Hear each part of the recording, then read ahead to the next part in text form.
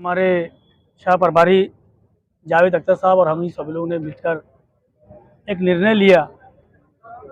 इस निर्णय के आधार पर आज हमारा फॉर्म भरने का पूरा तय था।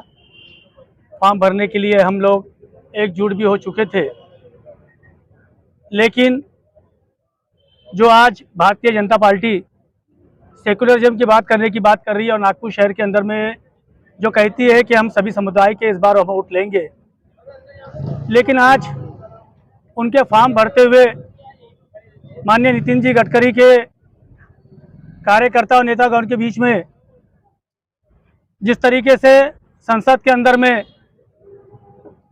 एक खासदार ने कहा थी कि इस देश में रहना है तो जय श्री राम कहना होगा, उसका विरोध हमारे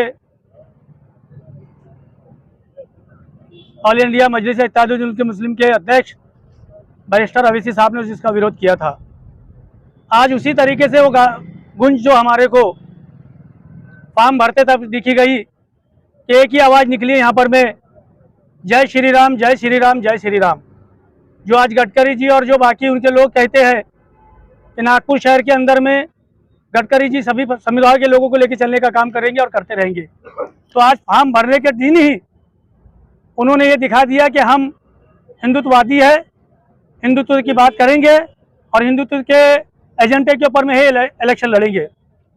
उसको देखते हुए आज मजलिस इत्तेहादुल मुस्लिमीन ने यह निर्णय लिया, क्योंकि हम अपने वोटों को ख़राब करना नहीं चाहते और हमारे जो मतदाता है, हमारे जो वोटर्स है, हम उनसे निवेदन करेंगे एक अच्छा निर्णय आप लीजिए और नागपुर शहर के अंदर में जिस तरीके से आज फिर से वही सेकुलरिज्म को हटाते हुए जो उन्होंने आज नारा दिया और बात किया है, उसको यहाँ से भी नागपुर शहर से RSS के घर से ख़त्म करना है। इसलिए आज हमने ये निर्णय लिया कि हम अपना फॉर्म नहीं भरेंगे। आपने नामांकन वापस क्यों लिया? नामांकन वापस लेने का कारण ये है कि हम वोटों का विभाजन नहीं करना चाहते हैं। हम चाहते हैं कि मतदाता समझदार है, हमको किसी को समझाने की ज़रूरत नहीं है।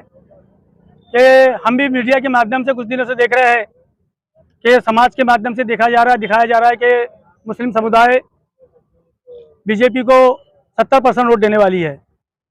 कहीं ना कहीं ऐसा लग रहा था कि कहीं ना कहीं बदलाव आएगा, लेकिन आज फॉर्म भरते हुए जो संसद में गुंजा था कि जय श्री राम कहना होगा तो हिंदुस्तान में रहना होगा, उसी तरीके से आज फॉर्म भरते हुए माननीय नितिन जी गडकरी के इसमें जय श्री राम के नारे लगे और उसके अलावा कोई नारे नहीं देखा गया। तो हम चाहते हैं कि मतदाताओं को कि आने वाला लोकसभा और समय जो है वो देखते हुए अपना मतदान अपने तरीके से करें। इनडायरेक्टली कांग्रेस का समर्थन है, इसका मतलब आपका? हम इनडायरेक्टली अभी किसी को समर्थन करने के लिए अभी है नहीं, हमारे को ऊपर से कोई ऐसा आदेश नहीं है और डिवाइडेशन हम नहीं चाहते। हम ये चाहते हैं कि मतदाता समझदार है, मतदाता अपने हिसाब से अपना वोट को दे सकता है। डिवाइडेशन ना हो इसका कारण ये है कि हमने अपना फॉर्म नहीं भरा है, तो हम किसी को कहने का अधिकार नहीं रखते। भूमिका क्यों नहीं ले रही है? मतदाताओं को क्यों नहीं बताते कि भाई ये पार्टी?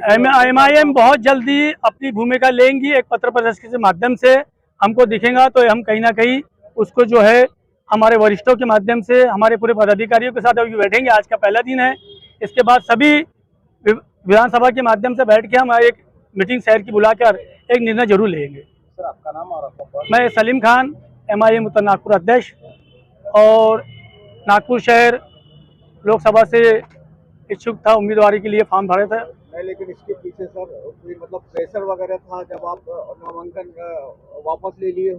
नहीं, कोई प्रेशर नहीं है इसके ऊपर में, कुछ नहीं है। सभी हमारे यहाँ पर में वरिष्ठ महिला अध्यक्ष महाराष्ट्र की हमारी कीर्ति डोंगरे जी भी यहाँ पर मौजूद है, शहर अध्यक्ष भी हमारे यहाँ पर मौजूद है, शाह प्रभारी भी हमारे मौजूद है और जितने हमारे महाराष्ट्र के और विदर्भ के और नागपुर के पदाधिकारी थे, सभी लोग तो थोड़ी सी नाराजगी हुई है। तो काफ़ी हमारे आज हजारों की तादाद में हमारे कार्यकर्ता थे, वहाँ तक पहुँचे हुए थे, लेकिन उनकी नाराजगी से लोग वापस हो। मैं मानता हूँ कि ज़रूर है नाराजगी तो कहीं ना कहीं आएंगी कि अगर हम फॉर्म नहीं भर रहे हैं तो ये नाराजगी हम आपस में बैठ के दूर करेंगे। हम नागपुर शहर उपाध्यक्ष, मेरा ये कहना है कि आज सारे लोग गडकरी साहब की तारीफ़ कर रहे, वो नामांकन भरने भी आए, सेकुलर है, ये है वो है, मगर आज इस तरीके से नामांकन भरने की प्रतिक्रिया उनकी दिखी, इस तरीके से उसमें नारे लगे, ये कहीं ना कहीं बहुत दुखद की बात है।